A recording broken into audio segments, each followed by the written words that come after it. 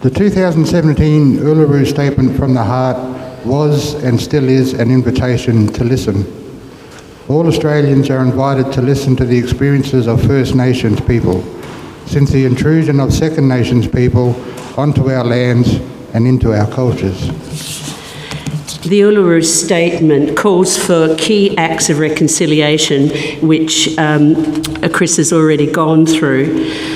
A First Nations voice in Parliament, enshrined in the Australian Constitution, a Makarrata Commission to supervise the making of agreements between First Nations peoples and Australian governments, a truth-telling process that educates all Australians about the true history of our country before the coming and after of white people.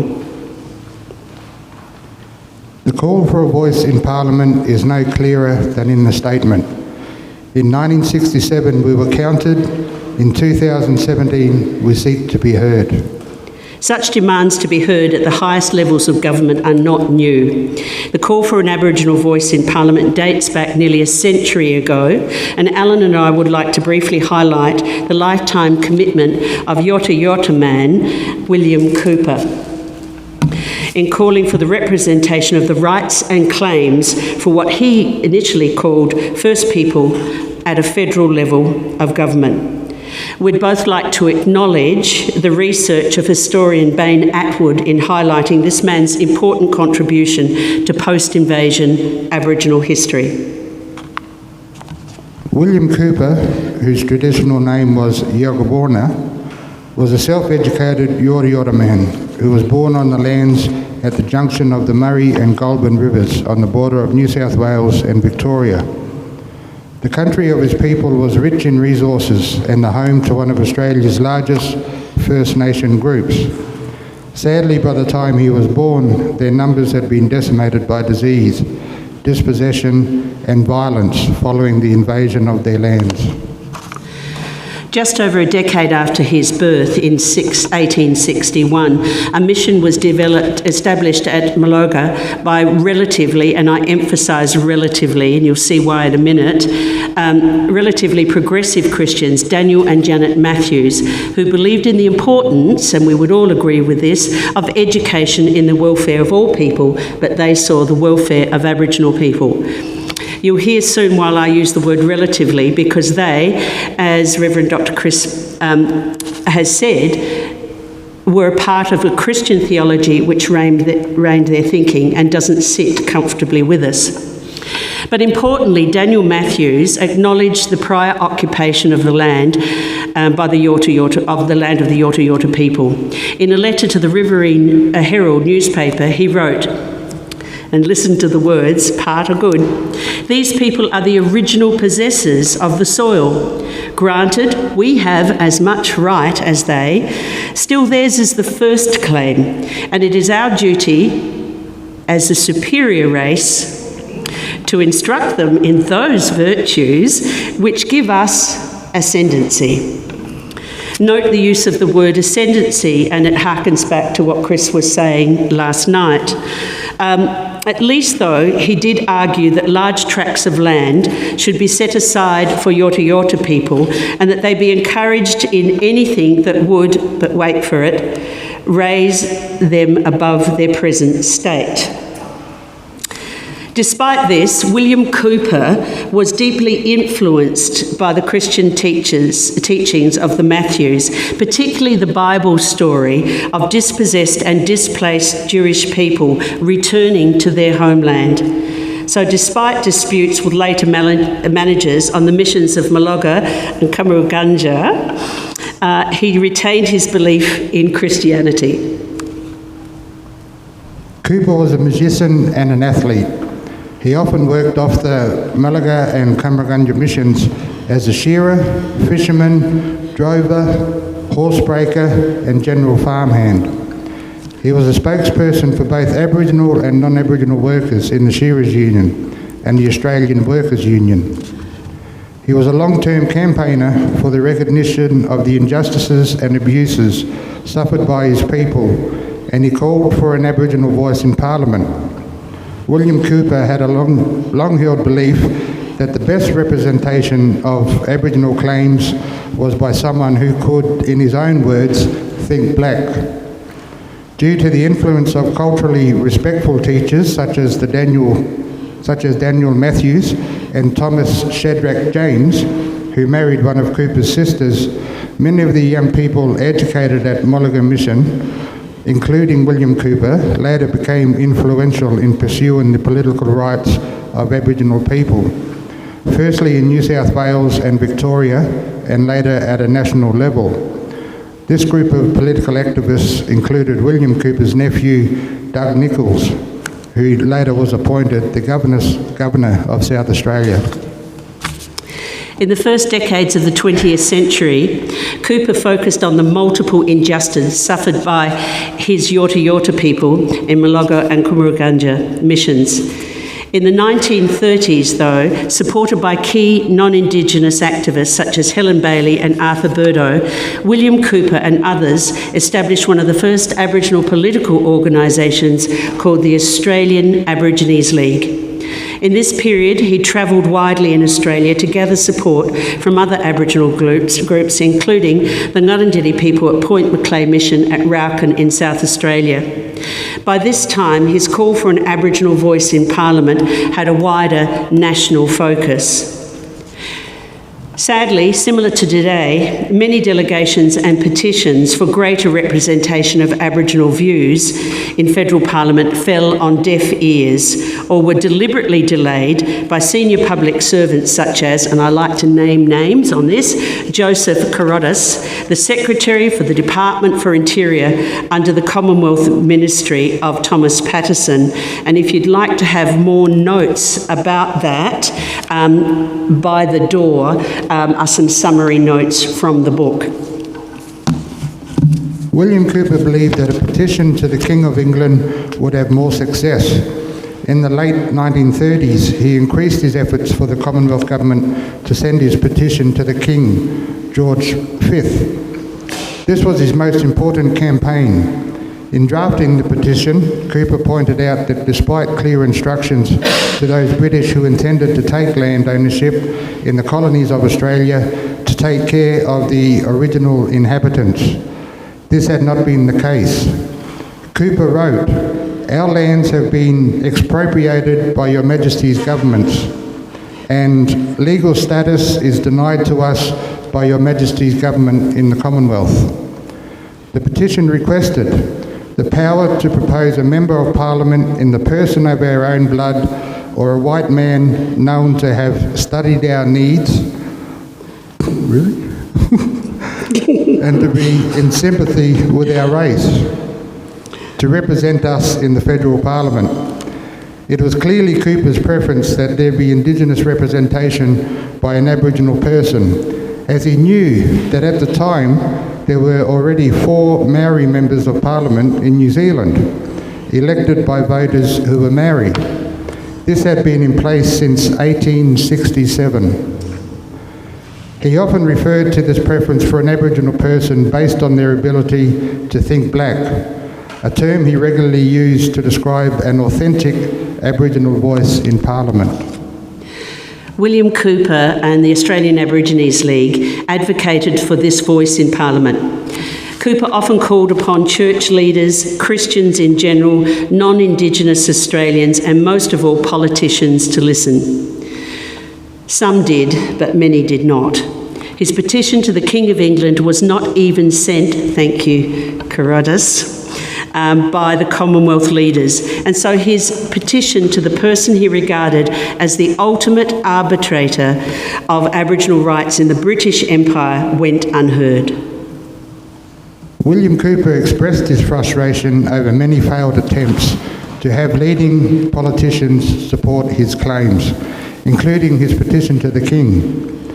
Near the end of his life, he wrote to the Minister of Interior, Thomas Patterson, "We asked for bread, we scarcely seem likely to get a stone." William Cooper died over 80 years ago, knowing that there was unfinished business in the call for an Aboriginal voice in Parliament. Our Australian nation still has unfinished business. This is the unfinished business that Aboriginal advocates like Thomas Cooper and Sir Doug Nicholls called for in the early 20th century. It will remain unfinished business until the three key elements of the reform set out in the 2017 Uluru Statement are enacted.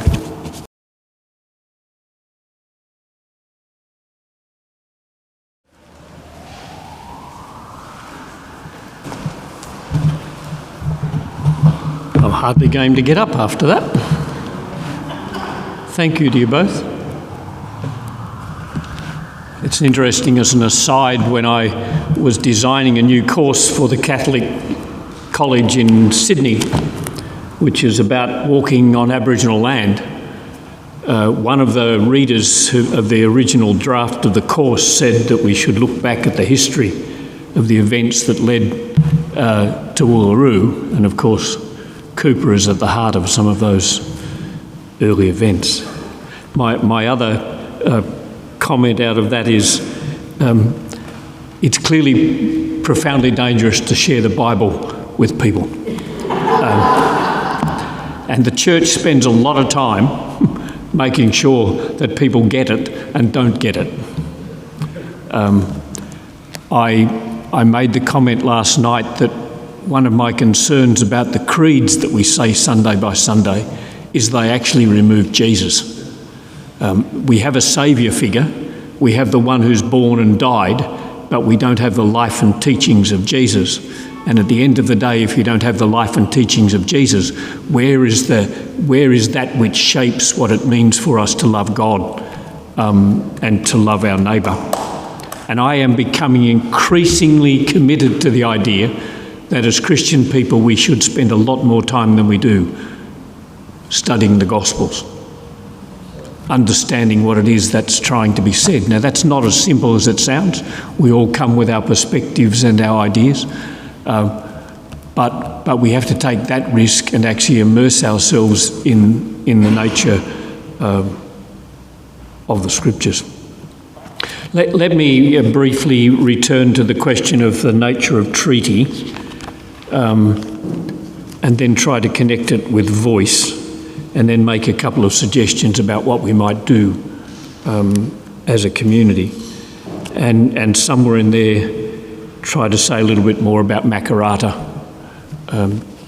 along the way. Treaties are, to return to the theme of last night, they're actually discursive acts. They tell a story and they reinforce a particular view of the world. Treaties, as we know, often emerge out of difficult times of conflict and are often forced on people as the terms of the end of the conflict. Yet in naming the parties, treaties affirm the existence of First Peoples and their right and ability to enter into such relationships. The nature of racism, I would suggest, in Australia, as a bit of an aside but central to this, the nature of racism in Australia is aimed at making First Peoples disappear. Because the founding narrative was that the land was empty and unoccupied, and that the sovereignty was an original sovereignty, and the ownership of the land was of land unowned, the continuing existence of First Peoples is a complete embarrassment to the narrative. So the heart of the narrative of racism in this country, I would argue, is to make people disappear. That's why assimilation was so central to the activity. That's why stolen children were central to the activity. That's why I grew up in a town where I had no idea that there were any Aboriginal people at all, because it was safer for them to be invisible. That's why many people, Aboriginal people, didn't claim their own identity, because it was safer not to. It was part of the narrative of disappearance. So the strength, one of the strengths of treaty is that it actually names people.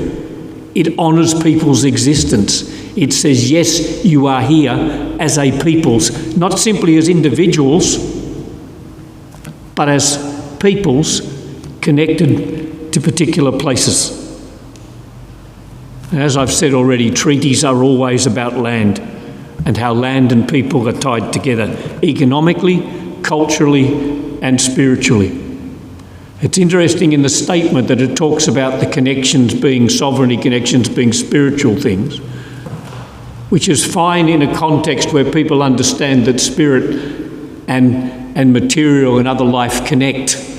The danger for us reading as second peoples with our division of the world into material and spiritual things, into economic and spiritual things, we think they're opposites.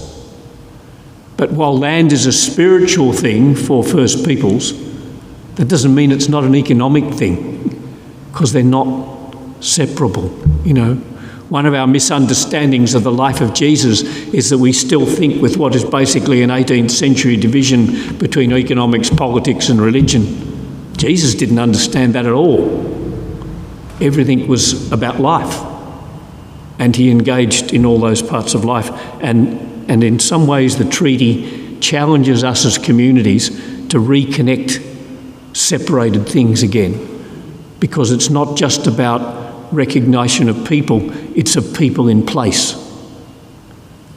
It's a challenge to the way in which we in Western society privilege time over space and need to bring the two back into a better balance for life. So treaties often determine the way people will have a voice in the affairs of a nation. Written down, they provide a way to keep the treaty before the nation and argue its legal consequences. The Canadian treaties which have been recovered and the Treaty of Waitangi, which is constantly being recovered, show that. Again, as a complete aside, a couple of years ago, the New Zealand government declared that a river that was important to First Peoples in New Zealand was a person for legal purposes. Can't imagine Australia doing that. But it was such a fascinating idea. You declare a river is a legal person and you appoint people to represent it if the river ever needs to go to court. And it adds a very deep and difficult understanding. We also need to understand on the negative side of it that treaties are part of the myth about colonisers being civilised. They are part of the story about how civilised people live by law and not by brute force. The reason the land is taken, according to that myth, is not that it was taken by conquest or brute force, but by the legal form of treaty, by the claim of agreement between parties. So my point is really that treaties, at least from the colonisers' point of view, we need to understand that in this conversation, grow out of the assumptions of a liberal democratic society. The assumption that was well expressed by the Deputy Dean of the Deakin Law School in an article just a few weeks ago on the 19th of February is that free possessive individuals make an implicit social contract under which each of us surrenders some of our freedoms in exchange for the protection that governments and the courts can provide. The issue, of course, is who is included in the contract and on what conditions and who gains the most protection. Who does the implicit contract fail? A major factor, again as an aside, about the growth of sovereign citizen movements, people who are simply being left out of the contract. But the point of treaty is in some ways to recognise First Peoples as people who belong in the social contract at this point in time. As we've said over and over again, the issue of voice in the statement is a voice to Parliament, a voice embedded in the Constitution and not left to the changing whims of political parties in government. Such a recognition would, it seems to me, commit governments to genuinely hearing the voice of First Peoples prior to decisions being made about their lives. A treaty would further support this voice, being one of the agreed foundations for relationships and the sort of nation forged through such an agreement. It would be part of the terms of settlement. Because treaty depends on the recognition of a peoples and their rights on some form of sovereignty, then treaty offers another foundation for the voice. It is a voice that is not granted out of the generosity of the colonial settler state, but is inherent in the First Peoples community and the terms of their inclusion in the nation. Let me just repeat that. The danger at the moment is that we think we're doing everybody a favour by recognising First People and their voice. The argument is, if it's founded on treaty and sovereignty, then it's not simply a gift, it's an inherent right in the relationship. And it's not simply about individual citizens, but communities of people. The New Zealand experience is really important for us at this stage because Maori people are recognised, like everybody else in New Zealand, as individual citizens of the nation. But as communities of people, they have a right through treaty to enter into other kinds of relationships as communities.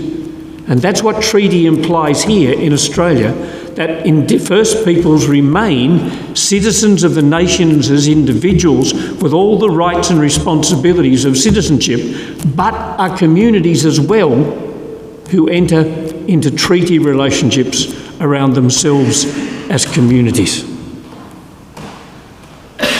Now the language in the statement about Makarrata is fairly important, both in terms of the language and in terms of the fact that what they were asking for was a Makarrata commission. It wasn't simply a Makarrata, because the language of Makarrata, which was actually first introduced by the Fraser government in 1987, means things are all right again after a conflict or coming together after a struggle. And the commission was a body that would recognise that there'd been, because there's a voice, that the order from Uluru was very clear. Voice. Voice first. Voice which implies sovereignty. So having implied sovereignty and gained a voice, then it's possible that there's been some progress, enough at least, to sit down with a Makarrata commission and argue about the details of what a treaty would look like. So it's not the equivalent language. It's a commission that underpins the possibility of exploring what a treaty, maybe a series of treaties. That's the conversation that needs to happen inside that space. So what do we do? What do we try to do in that space? I think that those of us who are committed to walking alongside First Peoples and pursuing justice need to broaden our theological discourse. I was having a conversation just before lunch around the implications of the Preamble. And one of the important implications of the Preamble for me is that it begins to respond to the question, so who does your God allow to enter the church? And of course we all answer, well, God invites everybody. But what happens when your culture and your previous experience of God have to be left at the door? To quote a famous article from 3 Indigenous scholars in Australia. What happens when my culture is left at the door? Who am I that walks through the door? And how is it that the church's understanding of God makes that happen? So in a broad sense, it also says to people from the called community, what are you enabled to bring into the uniting churches in Australia? And what part of yourself must you leave in some other space? Does God only have one story and one people, or does God have multiple stories and many peoples? And therefore diversity lies at our heart, not unity and oneness. Do we start with diversity and create unity out of what some scholars would call the internal dance of God? Or do we start with unity and try to figure out the possibility of diversity? I think in our imagination, we constantly start with unity and struggle with diversity. And we need to broaden our understanding of God to build on our understanding of the Trinity that lies at our heart, to understand that the world is first of all a diverse space, and therefore open ourselves up to other things. To the extent that we support resistance and justice, we have in some ways done two things, I think, in the Uniting Church.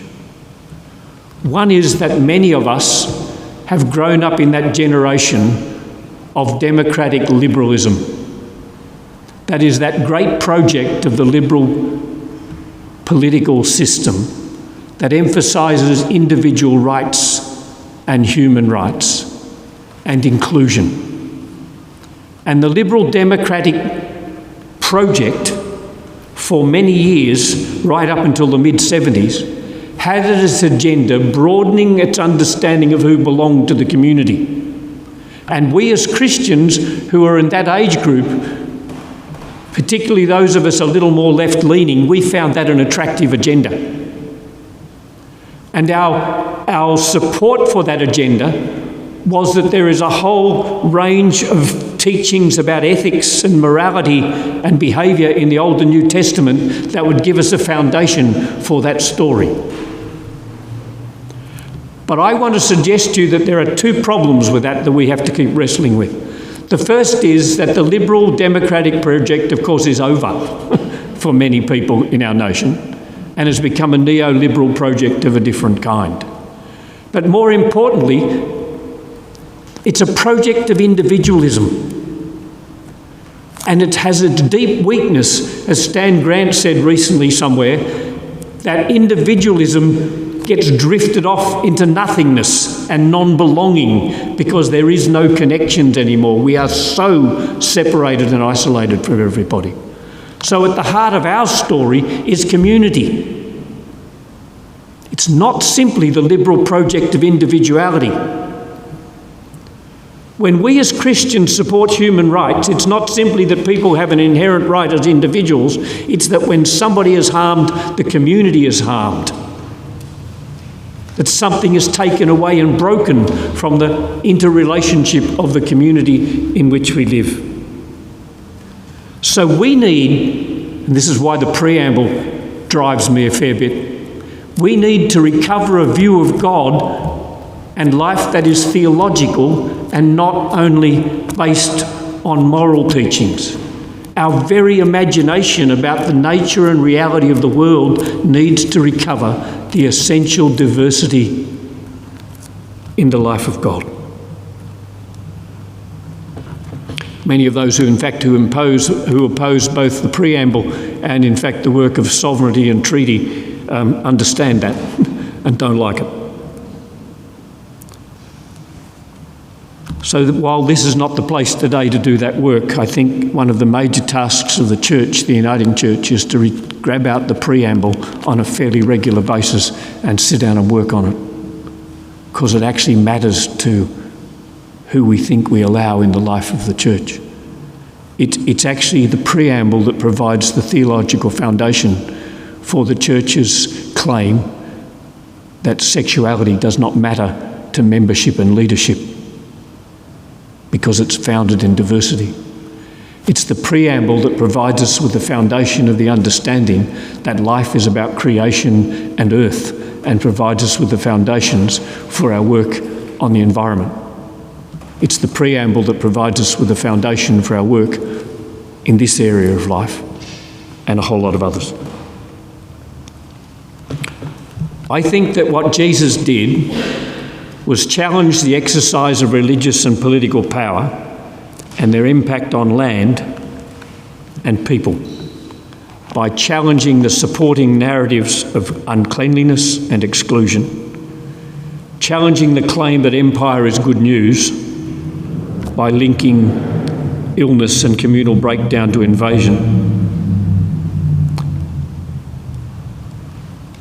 I think that Jesus denies that God supports empire.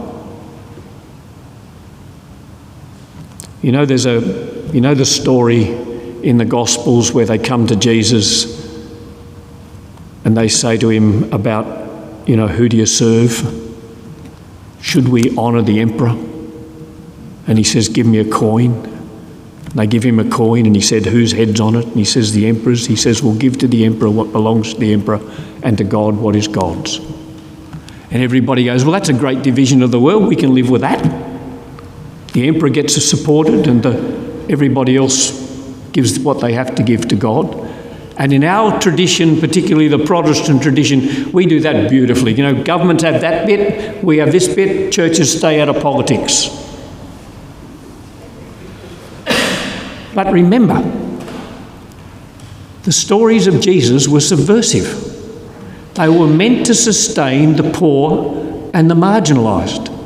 And sometimes the stories are so difficult that you have to hide them under other meanings. That's what parables did. They hid meanings about social existence under stories that those in power could read and go, that's pretty harmless. And the people who were being supported by the stories could say, wow, that's helpful. So Jesus goes into this conversation having taught his disciples for a long time that God is owed everything. And if you render to God what is God's, God's got the lot. So how much is left over for the emperor? Not a lot. But the religious leader said, I'm okay with that. And his own people went, I can live with that one too. That's what we've got to reclaim back for ourselves. The profound centrality and the radical nature of the claim of God upon our lives. We have to recognise how truth-telling, confession and reparation are core beliefs of the Christian community. They are not simply things that we bring to this conversation. Truth-telling, confession and reparation are core beliefs of a Christian community working for the reconciliation and renewal of the whole creation, as the basis of union tells us. We have to learn to honour the faith of First People, their agency, their self-determination and their right to name themselves. We have to learn, I think, a more difficult task, which is if God has been in this country active before white people got here, if the God that we know through the Christian tradition and Jesus is also in this space, what happens when I discover that story of God?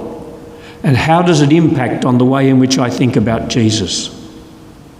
How does this new understanding, this new testament, this new testimonial affect me?